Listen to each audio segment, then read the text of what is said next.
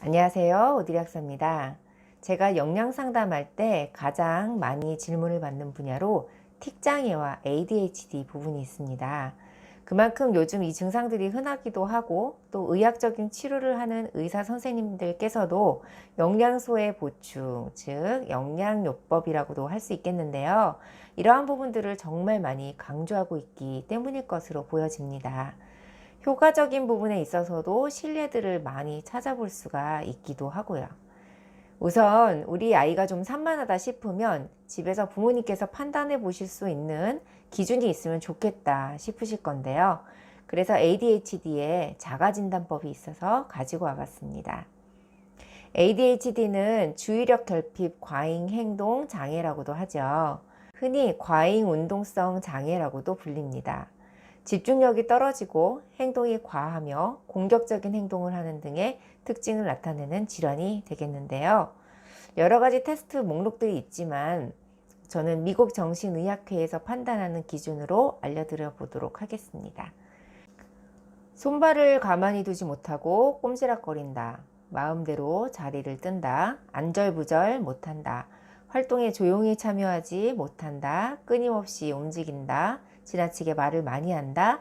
질문이 끝나기 전에 불쑥 대답을 한다. 차례를 못 기다린다.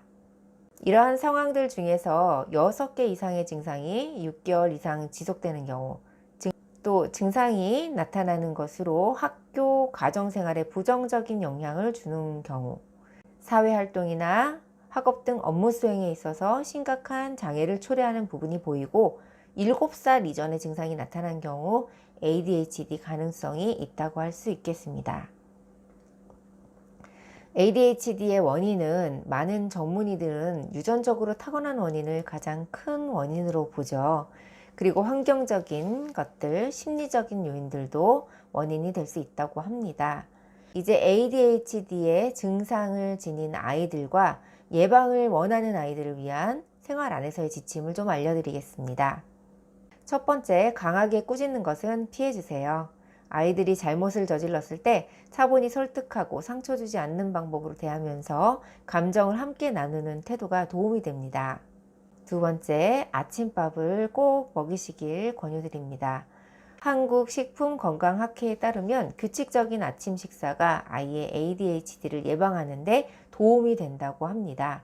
아침밥을 먹으며 느끼는 정서적인 안정감이 아이들의 정신건강 개선에 도움이 되는 것으로 보인다고 하네요. 다음 세 번째로 놀이치료로 집중력을 길러줍니다.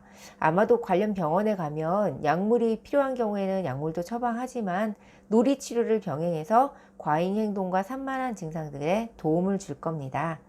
놀이치료는 불안, 우울 등의 정서적인 문제를 해결하고 심리적인 안정에 도움이 되어서 ADHD 증상 완화에 도움을 준다고 합니다. 아이가 흥미를 갖고 접할 수 있는 놀이가 좋겠죠. 마지막으로 제가 항상 강조하는 영양소입니다.